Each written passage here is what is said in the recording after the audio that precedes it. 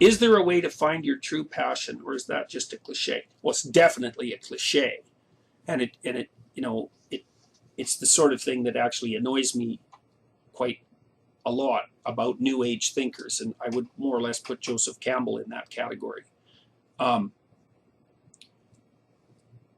I think you can find what compels you and what might enable you to live in a high quality manner despite the suffering that's associated with life. I think you can discover that. And I think part of the way you discover that is by watching yourself and learning when it is that you're meaningfully engaged. You have to notice that. It's something that happens to you in some sense rather than something that you do. You have to notice when you're meaningfully engaged. And then you have to work to expand the amount of time that you spend in that state.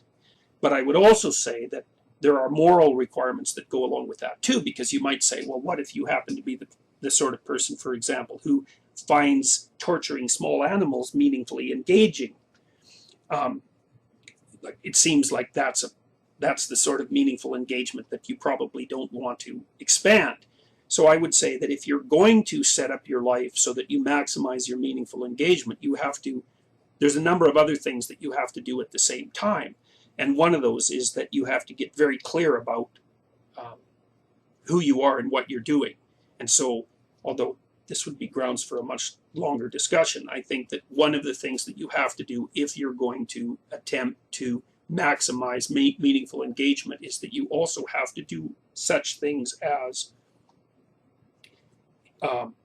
endeavor to stop deceiving yourself and other people in every way you possibly can. And part of the reason for that is that if you engage in deception of any sort, you pathologize the structure, well, first, the structure of your being, but you could say you pathologize the structure of your nervous system, and then you can't trust its reports.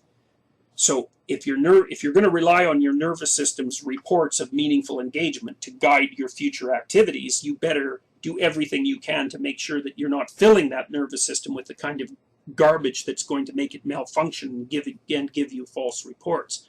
So I think that moving towards meaningful engagement has to be associated with making truth your highest value, because otherwise you can't trust yourself as your own guide. I mean, the Catholics have struggled with this for a long time from a theological perspective, because the Catholic position, roughly speaking, is that human beings are so steeped in sin that they can't trust their own instincts in relationship to good and evil, and have to use the church and the priesthood as an intermediary.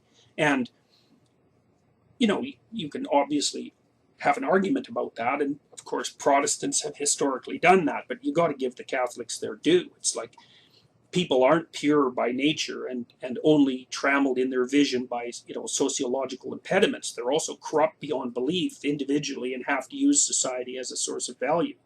So if you're going to personalize your life in some sense, you better act in a manner that makes you a reliable guide.